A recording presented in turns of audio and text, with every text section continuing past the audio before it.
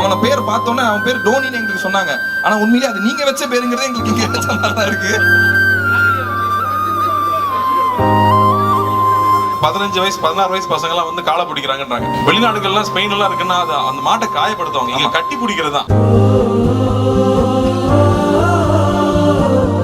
வந்து நம்ம பசங்க கேட்டே இருந்தாங்க, எப்ப பார்த்தாலும் நம்ம கார்த்தியான காலக்கூடயே வராரே, அவர் அடுத்து வந்து நம்ம சென்னையில வந்து இந்த மாதிரி ஜல்லிக்கட்டு அவர் தலைமையில் நடக்குமா? சென்னையில என் காலை ஓடணுங்கிறதுக்கு ஒரு பெரிய கூட்டம் இருக்கும். இவர்கிட்ட சொன்னா அதுவும் ஏற்பாடு பண்ணாலும் பண்ணுவாரு. சூப்பர்ண்ணே. நான் சொல்லியிருந்தேன், ஸ்டேஜ்ல கூட பேசியிருந்தேன். சம்மர் ஹாலிடேஸ் ஆனா ஊருக்கு போறதா ரொம்ப பிடிக்கும். ஊர்ல போய் கிராமத்துல இருக்கிறதா ரொம்ப பிடிக்கும். கிராமத்துல இருந்து கிளம்புறதுனா அழுகையா வரும். கிராமத்துல இருந்து விட்டு வர மனசே வராது.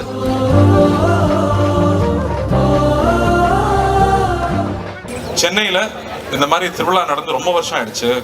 கொரோனாக்கு முன்னாடி நடத்திட்டு இருந்தோம். கொரோனாக்கு அப்புறமா வந்து எல்லா விவசாயிகளையும் ஒண்ணு சேர்க்கறது ரொம்ப கஷ்டமாயிடுச்சு. சென்னையில தான் நுகர்வோர் அதிகமா இருக்காங்க. ஒரு தமிழ்நாட்டுல 8 கோடி பேர் இருக்கோம்னா சென்னையில 2 கோடி பேர் இருக்கும். அப்போ இங்கதான் நுகர்வோர் அதிகமா இருக்காங்க. இங்க இருக்கிற குழந்தைகளுக்கு திருவிழாக்கள் போறது கஷ்டம்.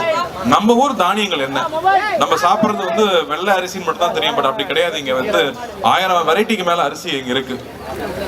அப்படி அந்த அரிசியெல்லாம் இன்னும் பராமரிச்சுட்டு இருக்கிற மக்கள் இருக்காங்க. அந்த அரிசியை விதைச்சு அந்த நெல் எடுத்து வச்சிட்டு இருக்கிற எத்தனையோ பேர் இங்க இருக்காங்க. அவங்க எல்லாம் நமக்கு தெரியறதே இல்லை. அவங்க எல்லாரையும் தெரிஞ்சுக்கிறதுக்கு ஒரு மிக அற்புதமான ஒரு சந்தர்ப்பம் தான் இந்த மாதிரி ஒரு விழா. வந்து நம்ம பசங்க கேட்டே இருந்தாங்க, எப்ப பார்த்தாலும் நம்ம கார்த்தியான காலக்கூடயே வராரே, அவர் அடுத்து வந்து நம்ம சென்னையில வந்து இந்த மாதிரி ஜல்லிக்கட்டு அவர் தலைமையில் நடக்குமா அப்படின்னு கேக்குறாங்கண்ணே. ஜல்லிக்கட்டுக்கு ஏற்பட்ட லைசன்ஸ் வாங்கணும். ஆனா வாங்கினா நிச்சயமா எல்லா காலையும் கொண்டு வந்து இறக்கிடுவாங்க. சென்னையில என் காலை ஓடணுங்கிறதுக்கு ஒரு பெரிய கூட்டம் இருக்கும். இவர்கிட்ட சொன்னா அதுவும் ஏற்பாடு பண்ணாலும் பண்ணுவாரு. சூப்பர்ண்ணே.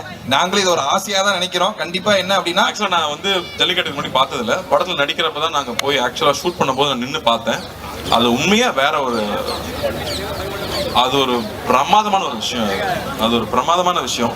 உண்மை. நீங்க படம் சொன்னப்பதான் எங்களுக்கு ஞாபகம் வந்தது. இந்த காலை கூட அங்க சேர்ந்து நீங்க நிக்கிறப்ப எங்களுக்கு கருக்குன்னு ஒரு மாதிரி இருக்கு. அவன பேர் பார்த்தோன்னே அவன் பேர் டோனின்னு எங்களுக்கு சொன்னாங்க.